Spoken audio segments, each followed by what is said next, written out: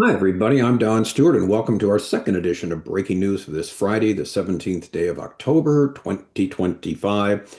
And we have two very important stories this hour on the same subject, namely Hamas refusing to disarm. As we mentioned earlier today, we're going to have a story from the Jewish News Syndicate about this. And lo and behold, another story came up on the same subject from the Jerusalem Post. So here we go. From the Jewish News Syndicate, Mr. President, Hamas is not listening to your threats. And then from the Jerusalem Post, Hamas refuses to commit to disarming, aims to keep grip on Gaza's security. This is from a senior Hamas official. So here we go. Headline number one: Mr. President, Hamas is not listening to your threats. The terrorists' brazen post-ceasefire crackdown on rivals and dissidents mocks Trump's promise to disarm them and shows they believe that they're not going anywhere. Returning to Washington after his triumphant visit to Jerusalem to address the Knesset and to help welcome home the remaining hostages he helped free from Hamas and Gaza, President Donald Trump said something important. Asked about the 20-point deal between Israel and Hamas that he brokered to end the post-October 7th war in Gaza, Trump made it clear that he wasn't going to let the terrorists get away with reneging on the next steps to implement the accord. Speaking at the White House on Tuesday, Trump said that his quote unquote people were told by Hamas that they would disarm, as is called for in the Israel-Hamas peace plan that he put together with mediation from key Arab leaders. We will disarm them, he said. I spoke to Hamas and I said, "You're going to disarm, right?" "Yes, sir, we're going to disarm." That's what they told me. Trump told reporters, initially describing it as a direct conversation. "We have told them we want them to disarm and they will disarm. And if they don't disarm, we will disarm them. And it will happen quickly and perhaps violently, but they will disarm," Trump said. He returned to the same theme 2 days later when, after it appeared that the terrorists ignored the first threat, by posting the following on Truth Social: "If Hamas continues to kill people in Gaza, which was not the deal, we will have no choice but to go in and kill them. Thank you for your attention on this matter." Now, that's exactly what supporters of Israel, plus those who have been worrying about what will follow the liberation of hostages, wanted to hear, the article says. That was especially needed after it was reported that the Trump administration officials were downplaying Hamas's activity in Gaza these past few days as not violating the deal. We gave that story to you.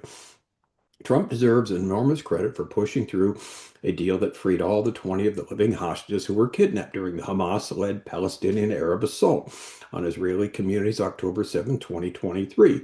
As part of the deal, the Jewish state was forced to release 2,000 Palestinian security prisoners, including many with blood on their hands, serving life sentences for murdering Israeli citizens.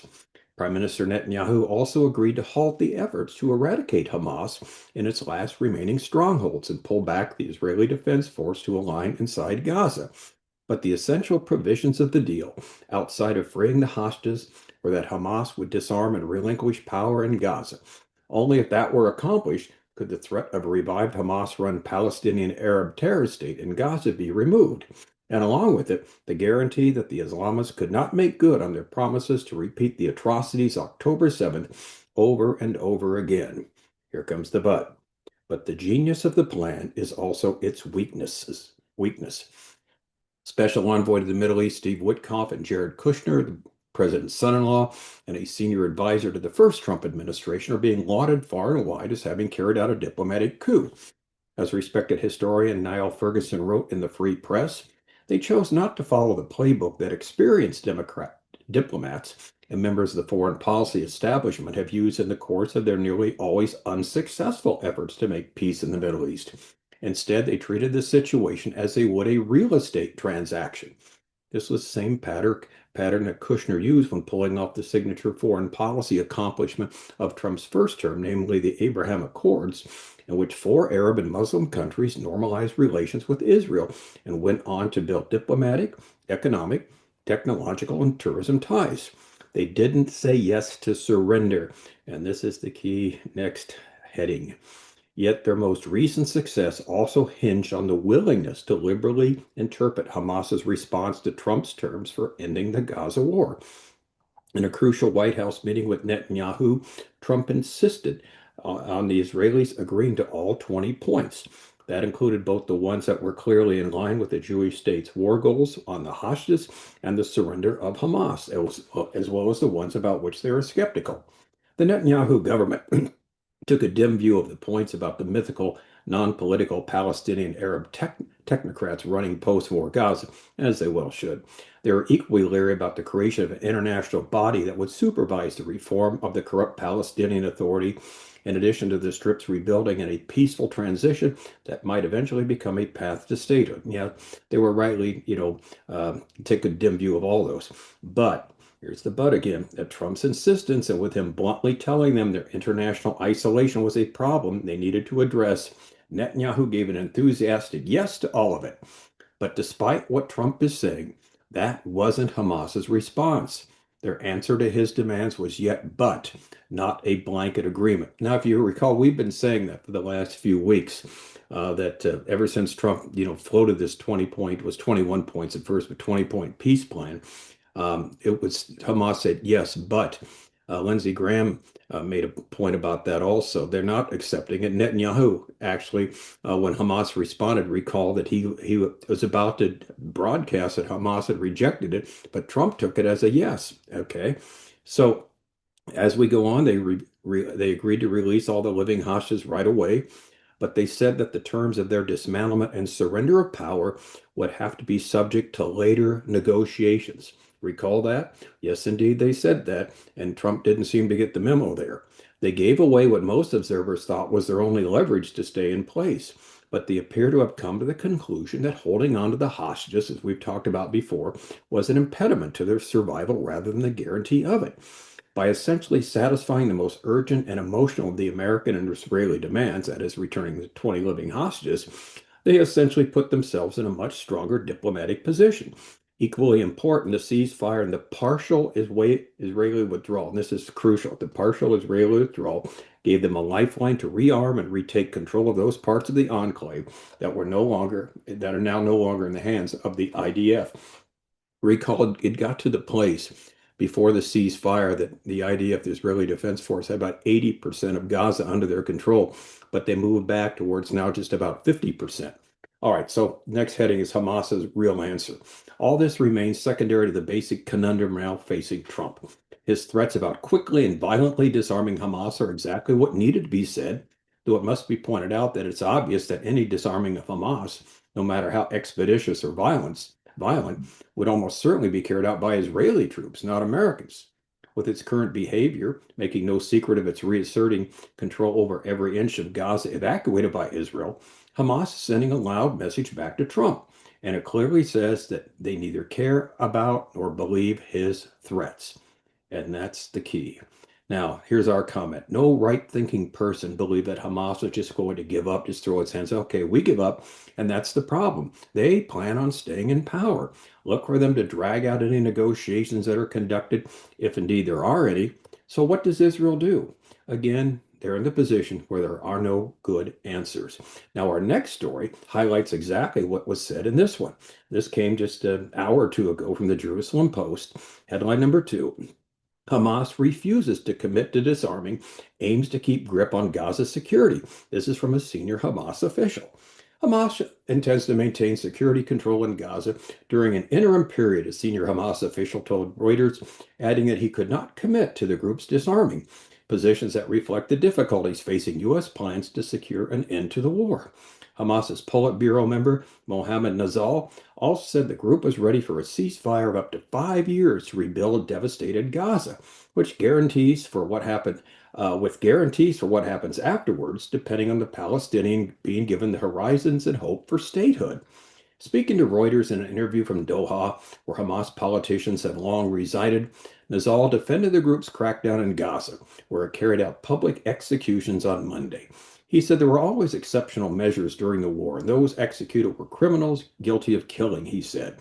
While Hamas has broadly expressed these views before, the timing of Nazal's comments demonstrates the major obstacle obstructing efforts to cement a full end of the Gaza war, days after the first phase of the ceasefire was agreed to. They point to big gaps between Hamas's position and that of U.S. President Donald Trump's plan for Gaza, ahead of negotiations expected to address Hamas weapons and how Gaza is governed. Nizal's remarks and the Prime Minister The Prime Minister's office said that Israel was committed to the ceasefire agreement and continued to uphold and fulfill its side of the plan, which Israel has. Trump's September 29th plan called for Hamas to immediately return all hostages before committing to disarmament and ceding governance of Gaza to a technocratic committee overseen by an international transitional body. Israeli Prime Minister Netanyahu supported the plan, saying it would dismantle Hamas's military capabilities, end its political rule, and ensure that Gaza would never again pose a threat to Israel. Pummeled by Israel in the war, the Palestinian Islamist group is under intense pressure to disarm and surrender control of Gaza or risk a resumption of the conflict. Asked if Hamas would give up its arms, Nizal, speaking on Wednesday, said, "I can't answer that with a yes or no. Frankly, it depends on the nature of the project. The disarmament project you're talking about, what does it mean? To whom will the weapons be handed over?" He added that issues to be discussed in the next phase, and here we go, the next phase of negotiations, including weapons, concern not only Hamas, but other armed Palestinian groups, and would require Palestinians more broadly to reach a position. In other words, what they've agreed to, real simply, is the first phase of the deal. And according to them, the second phase was negotiations about how to move on from there, where Trump said they have to disarm, leave Gaza, et cetera, et cetera. They said, no, no, we're going to negotiate all those points. And therein lies the problem.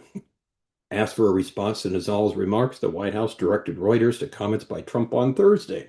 He said, "We have a commitment from them, and I assume they're going to honor their commitment." He said, knowing that Hamas has returned more bodies, but without elaborating on the issue of its disarming or interim presence on the ground. Nizal also said the group had no interest in keeping the remains of the deceased hostages seized in the October 7, 2023 attacks. They hand over at least 9 out of the 28, and that's where we're at right now. It was encountering technical problems, they said, recovering more, adding that international parties such as Turkey or the U.S. would help the search.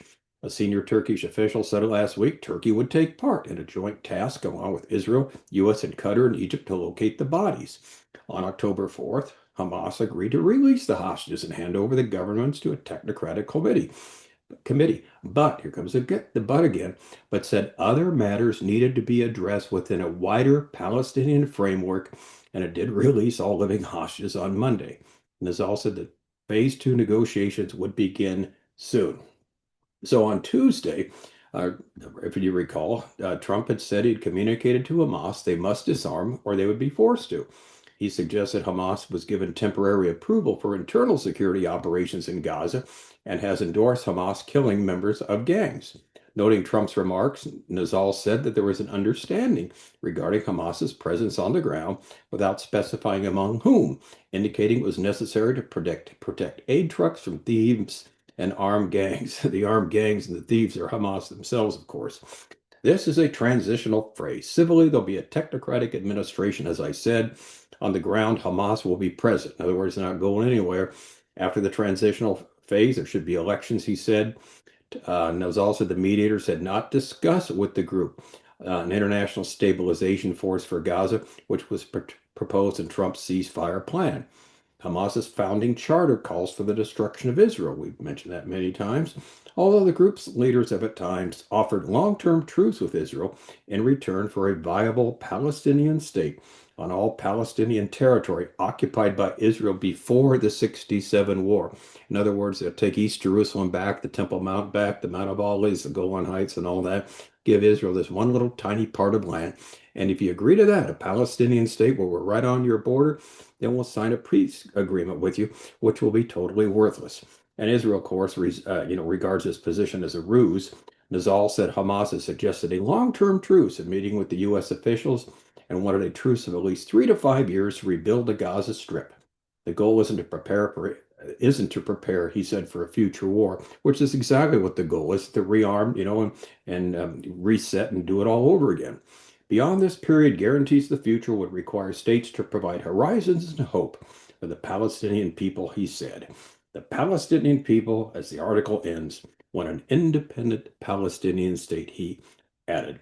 No, they don't. They want only one state, Palestine. They don't want a Jewish state next to them. So again, we ask the question, what is Israel and the U.S. going to do? How long do they wait as Hamas is digging in, assuming they won't have to disarm and not planning to go anywhere? It does seem that they assume Trump is bluffing by his threats, as the previous article said. They don't believe his threats at all. So whatever Israel, U.S. choose to do, it will not be an easy road. And this is the mess that they've got themselves in because of the yes, but answer from Hamas initially that they didn't take seriously. So here we are. We'll keep you posted what goes on after that. I'm Don Stewart. Thank you so much for watching. And until next time, as always, may our Lord richly, richly bless.